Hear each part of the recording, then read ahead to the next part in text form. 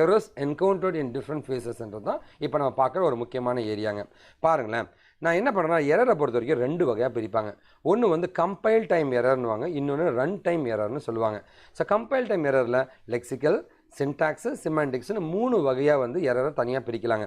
இங்கே பாருங்களேன், நான் என்ன பண்ணியிருக்கேன்னா num1 num2ன்றது இன்டிஜருங்க. சம் ஈக்குவல் டு num1 num2ன்னும் போது num1ன்றது டிஃபைன் பண்ணல, அதுக்கு என்ன வேல்யூன்னு சொல்ல, num2க்கு என்ன வேல்யூன்னு நீ சொல்லலை. ஓகேவா? ஸோ ரன் பண்ணும் போதே ப்ராஜெக்டை ரன் பண்ணும் போதே சொல்லிடும். கம்பைல் பண்ணும் போதே சொல்லிச்சுன்னா அது கம்பைல் டைம் எரரு.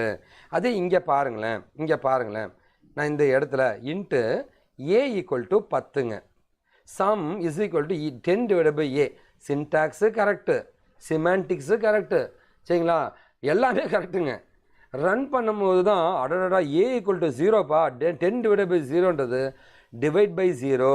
ரன் பண்ணும்போது தான் எனக்கு தெரியும் என்ன எரர்னு. அது கம்பைல் பண்ணும்போது கண்டுபிடிச்சிடுவேன், இது ரன் பண்ணும்போது தான் தெரியும். பாருங்கள், எரரே இல்லை இந்த இடத்துல, பாருங்கள் எரரே இல்லை. இப்போ நான் ரன் பண்ண போகிறேன், ரன் பண்ண உடனே என் ப்ராஜெக்ட்டும் வந்துடுச்சுங்க. ஆனால் கிளிக் பண்ணும்போது தான் எனக்கு எரர் என்னன்னு தெரிய வருது. இதுதான் ரன் டைம் எரர்னு சொல்லுவாங்க. ஓகே, அடுத்தது வந்து நம்ம இந்த லெக்சிக்கல் ஃபேஸ் எரர். ஸோ நம்ம இந்த கம்பைல் டைம் எரர் இருக்கு இல்லையா, இதில் இருக்கிற இந்த லெக்சிக்கல் ஃபேஸ் எரரை பற்றி பார்த்துட்ருக்கோங்க. ஓகேவா? லெக்சிக்கல் ஃபேஸ் எரர்னா என்னன்னு கேட்டிங்கன்னா, லெக்சிக்கல் அனலைசிஸ் பண்ணும்போது கண்டுபிடிக்கப்பட்ட எரருங்க. அது 3 வகையாக பிரிப்பாங்க. பாருங்களேன், exceeding length of identifier or numerical கான்ஸ்டன்ட்டுங்க. சரிங்களா, அப்படின்னா என்ன சார்னா இங்கே பாருங்க, இன்ட்டு எக்ஸ் ஈக்குவல் டு ஒரு பெரிய நம்பருங்க. சரிங்களா, அந்த பெரிய நம்பர், ஏன்னா இன்ட்டு வந்து 32,000 சில்ட்ரன் சம்திங் லைக் தட், அந்த அளவு தானே வரும். சரிங்களா, ஸோ அதுக்கு மேலே எக்ஸீட் ஆகுதுப்பா, இது ஒர்க் ஆகாது.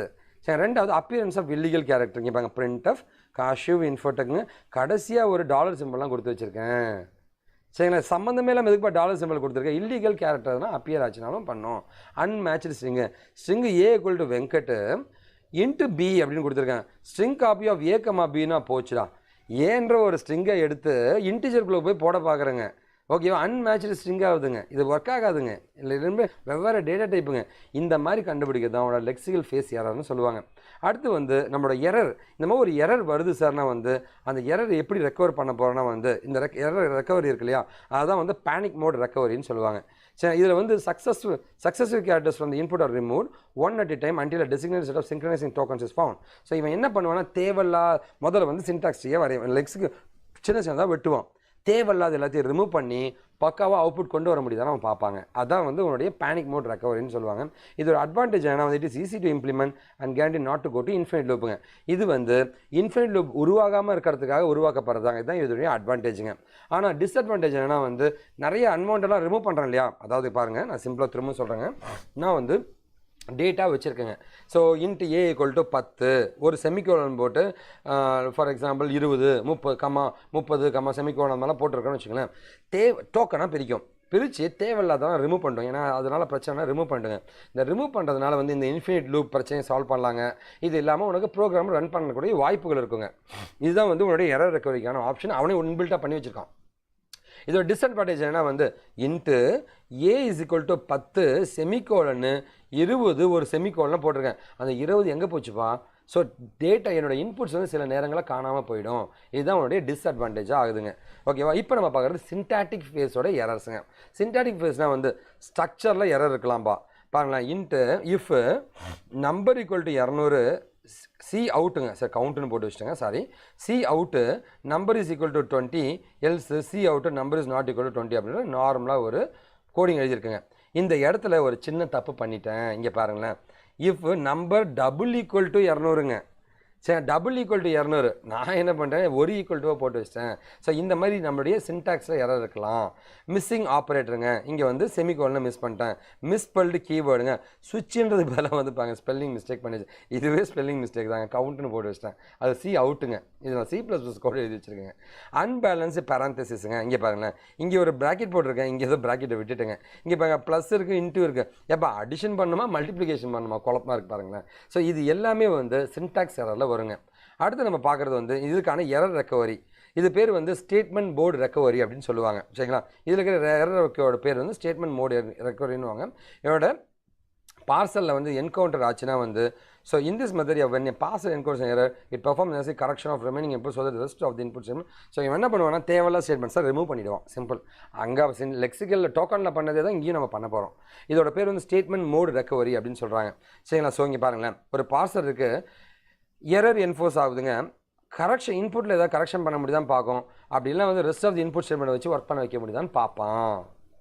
இது ஆட்டோமேட்டிக் இன்பில்ட்டாக இப்போ கம்பைலரோட நேச்சர் அதாங்க. இதோட டிஸ்அட்வான்டேஜ் என்னன்னு கேட்டிங்கன்னா வந்து ரொம்ப வந்து it finds difficult to handle situation where actual error occurred before point of detection. அதாவது ஒரு எரர் வந்துருச்சு, நான் கண்டுபிடிக்க வேண்டியது ஒரு இடத்துல தான் பிரச்சனை, ஆனால் வேற எங்கேயும் ஒரு எரர் வந்துருச்சுன்னு வச்சுக்கேன், எதை ரிமூவ் பண்ணுறதுன்னு தெரியாது அதுக்கு. ஸோ இந்த மாதிரி ஒரு சின்ன எரர் தான், இந்த ஒரு சின்ன ஒரு டிஸ்அட்வான்டேஜ் இதில் இருக்குங்க. ஓகேவா? ஸோ அடுத்து பார்க்குறது வந்து நம்மளோட சிமாண்டிக் எரரை பற்றி பார்க்க போகிறோம். சிமாண்டிக் எரர்னு பார்த்தீங்கன்னா வந்து மேஜராக வந்து 3 வகையாக பிரிப்பாங்க. சரிங்களா? ஒன்று வந்து கம்பேட்டிபிள் டைப் ஆஃப் ஆப்ரண்ட் பாங்க. இன்ட்டு ஏ ஈக்குவல் டு ஹெல்லோன்னு டபுள் கோர்ஸை கொடுத்து வச்சுருக்கேன். ஸ்ட்ரிங்கை கொண்டு போய் இன்ட்டு ஸ்டோர் பண்ண பார்க்குறேங்க, இது லாஜிக்காகவே தப்புங்க. அடுத்து அன்டிக்ளேர்டு வேரியபிளுங்க, இன்ட்டு ஐன்னு கொடுத்துருக்கேன். சரிங்களா? இங்கே வந்து எம் இஸ் ஈக்குவல் டு டீன்னு சொல்லி வச்சுருக்கேன். இங்கே டீ கிடையாதுங்க, ஐயை தானே இங்கே டிக்ளேர் பண்ணியிருக்கேன் இங்கே. ஸோ இங்கே வந்து லைக் சம்திங் இங்கே பிரச்சனையாக இருக்குது பாருங்களேன். ஓகே, ஐ இருக்குது, இங்கே டீன்னு இருக்குது, டீ நான் டிக்ளேர் பண்ணவே இல்லை. சரிங்களா? Not matching of actual argument with formal ஒன்று. எஸ் இஸ் ஈக்குவல் டு இந்த மாதிரி கொடுத்துருக்கேன், int A equal to 5 minus எஸ்ஸுங்க. சரிங்களா? மைனஸ் எஸ்ன்னும் போது வந்து எப்படிங்க ஸ்ட்ரிங்கு மைனஸ் எப்படிங்க பண்ணோம், எஸ்ன்றது 10ன்னு இருக்குன்னு வச்சுங்களேன், அப்போ வந்து 5 மைனஸ் 10ன்னு போடலாம். இங்கே 5 மைனஸ் ஸ்ட்ரிங்குன்னும் போது எப்படிங்க ஒர்க் ஆகும்? ஸோ இந்த மாதிரி இருக்கிறது தான் வந்து இன்கம்பேட்டபிள் எரர்னு சொல்லுவாங்க. இது சிமாண்டிக் எரரில் வரும். இதுக்கான ரெக்கவரி என்ன வந்து எரர் ரெக்கவரி, இந்த data types of 2 operands incompatible automatic type conversion. ஒருவேளை இந்த இடத்துல வந்து டைப் கன்வர்ஷன் ஏதாவது பண்ண ட்ரை பண்ணுமா, அதான் வந்து இதுக்கான எரர் ரெக்கவரி ஆப்ஷனுங்க. ஓகேவா? இப்போ நம்ம பார்க்குறது குரூப்பிங் ஆஃப் ஃபேஸஸ் அப்படின்னு பார்க்க போகிறோம். குரூப்பிங் ஆஃப் ஃபேஸஸ்னால் என்ன சார்னா வந்து சார் நான் வந்து ஒரு இங்கே பாருங்களேன், read and input file and right and output file, அதாவது ஒரு ஃபைலை ரீட் பண்ணி ரைட் பண்ணணும் அப்படின்னா வந்து ஆட்டோமேட்டிக்காக வந்து மொத்தமாக இது எல்லா ஃபேஸும் குரூப் ஆகி ஒரே ஃபேஸாக தப்புன்னு ரன் பண்ணி ஆகிடும். புரியுதுங்களா? இதுதான் வந்து குரூப்பிங் ஆஃப் ஃபேஸஸ். தனித்தனியாக நடக்காமல் மொத்தம் கிளப் பண்ணியும் நடக்க வாய்ப்புகள் இருக்கும், ஏன்னா பேரலாக நடக்க சான்சஸ் இருக்குங்க. இதுதான் வந்து குரூப்பிங் ஆஃப் ஃபேஸஸ் அப்படின்னு சொல்லுவாங்க. எப்படி சார் அப்படின்னு கேட்டிங்கன்னா இங்கே பாருங்களேன், இந்த குரூப்பிங் ஆஃப் ஃபேஸஸ்க்கான எக்ஸாம்பிள் நான் வந்து ஜாவாவில் ஒரு கோடு எழுதியிருக்கேன், சியில் ஒரு கோடு எழுதியிருக்கேன், C++ல் ஒரு கோடு இருக்கேன். இந்த எல்லா கோடும் கம்பைல் பண்ணி ஜாவாலவே போய் ரன் பண்ணணும்ப்பா. சரிங்களா? அப்படின்னா வந்து இந்த இடத்துல குரூப்பிங் ஆஃப் ஃபேஸஸ்ன்றது ரொம்ப முக்கியமான ஒரு ஏரியாவாக இருக்குங்க. சரிங்களா? இதுதான் வந்து குரூப்பிங் ஆஃப் ஃபேஸஸ் சொல்லுவாங்க. அதுக்கான டெஃபினேஷன் கொடுத்துருக்கேன், பார்த்துக்குங்க. இப்போ ஃபைனலாக வந்து எனக்கு கம்பைலரோட கன்ஸ்ட்ரக்ஷன் டூல்ஸ்னால் என்னென்னு பார்க்க போகிறோம். கம்பைலரோட கன்ஸ்ட்ரக்ஷன் டூல்ஸ் அப்படின்னு பார்த்தீங்கன்னா வந்து பார்சர் ஜென்ரேட்டர் அப்படின்றது ஒரு கம்பைலர் டூலுங்க. அதாவது பார்சர்னால் வந்து லைக் எனக்கு வந்து லைக் சின்ன சின்னதாக வெட்டி பார்ஸ் பண்ணி கொடுக்குங்க. சரிங்களா? ஸோ அதான் வந்து உங்களோட சின்டாக்ஸ் அனலைசிஸ்ன்னு சொல்லுவாங்க. ஓகேவா? From a grammatical description of a programming language, அதெல்லாம் டீட்டெயில் இங்கே கொடுத்துருக்கேன், பார்த்துக்குங்க. அடுத்தது ஸ்கேனர் ஜென்ரேட்டர்னு சொல்லுவாங்க. இது என்ன பண்ணால் லெக்சிக்கல் அனலைசிஸை ப்ரொடியூஸ் பண்ணும். சின்டாக்ஸ் டைரக்டட் டிரான்ஸ்லேஷன் இன்ஜின் என்ன பண்ணால் வந்து இது வந்து இன்டர்மீடியட் கோடை ஜென்ரேட் பண்ண உதவும். கோட் ஜென்ரேட்டர் வந்து கோடு வந்து இன்டர்மீடியட் கோடை ஜென்ரேட் பண்ணி தரும். அப்புறம் டேட்டா ஃப்ளோ அனலைசிஸ் இன்ஜின், அதுக்கப்புறமா கம்பைலர் கன்ஸ்ட்ரக்ஷன் டூல் கிட்டு. இதுதான் வந்து கம்பைலர் கன்ஸ்ட்ரக்ஷன் டூலுங்க. சார் நான் வெவ்வேறு ஃபேஸஸ் சொன்னேன் இல்லையா, எப்படி நடக்குதுன்னா இந்த டூல்ஸ் மூலமாக தான் அது நடக்குதுங்க. உனக்கு வந்து சின்டாக்ஸை செக் பண்ணணுமா, உனக்கு வந்து பார்சர் ஜென்ரேட்டர் வேணும். லெக்சிக்கல் பண்ணணுமா, ஸ்கேனர் வேணும். இன்டர்மீடியட் கோட் பண்ணுமா, சின்டாக்ஸ் ஜெனரேட்டர் வேணும். கோட் ஜென்ரேட் பண்ணுமா, கோட் ஜென்ரேட்டர் வேணுங்க. இது எல்லாமே டூல்ஸுங்க. ஓகேவா? அதை பற்றி டீட்டெயிலாக இங்கே கொடுத்துருக்கேன். இது எல்லாமே நம்ம முன்னாடியே பார்த்துட்டோங்க. இந்த கண்டென்ட் எல்லாமே வந்து இந்த யூஆர்எல்ல இருக்குங்க. இந்த யூஆர்எல்ல வந்து நாங்கள் டிஸ்கிரிப்ஷன் டேக்கில் கொடுத்துருப்போம், நீங்கள் தயவு செஞ்சு அதில் போய் பார்த்துக்கலாங்க. அந்த லிங்க்கு போனீங்கன்னா என் வெப்சைட்டில் அதை பார்க்கலாங்க. ஃபைனலாக வந்து என்னோட கம்பெனி காஷிவ் இன்ஃபோட்டங்க, நாங்கள் இன்பிளான் ட்ரைனிங் இன்டர்ன்ஷிப்பாக கொடுக்குற கம்பெனிங்க. டிகிரி படிச்சுட்டு இருக்க ஸ்டூடெண்ட்ஸுங்க, டிகிரி கம்ப்ளீட் ஆன ஸ்டூடெண்ட்ஸுங்க, ஃப்ரெஷர்ஸ், எக்ஸ்பீரியன்ஸுக்கு நாங்கள் அதுக்கு வந்து கொடுத்துட்ருக்கோங்க. கண்டிப்பாக நீங்கள் எங்களை காண்டாக்ட் பண்ணலாம் இந்த நம்பர்ஸ்லங்க. And apart from that company பொறுத்த வரைக்கும் நாங்கள் நிறைய கோர்சஸ் நானே டேரெக்டாக சொல்லி கொடுத்துட்ருக்கேன். நீங்கள் என்னை காண்டாக்ட் பண்ணலாங்க. அண்ட் என்னோட யூடியூப் சேனல்ஸ் வந்து விக்கிடிகி கோட், விக்கிடிகி இன்டர்வியூ டிப்ஸுங்க, விக்கிடிகி ஸ்கூல்னு இருக்குங்க. ஸோ கண்டிப்பாக நீங்கள் சேனலை சப்ஸ்கிரைப் பண்ணிங்க. அண்ட் யூஸ்வலாக சொல்கிறது தாங்க, பெல் சிம்பிளை ப்ரெஸ் பண்ணிங்க. ஸோ அது கண்டிப்பாக நோட்டிஃபிகேஷன் வருங்க. உங்கள் ஃப்ரெண்ட்ஸ்க்கும் ஷேர் பண்ணுங்கள். ஸோ நம்ம தமிழர்களை வாழ வைக்கணும் அண்ட் தமிழர்கள் ஹெல்ப் பண்ணுறது தான் என்னோடய ட்ரீம்ங்க. ஸோ வாழ்க தமிழுங்க. நாம் வீழ்ந்தாலும் நம் இனம் வாழட்டுங்க.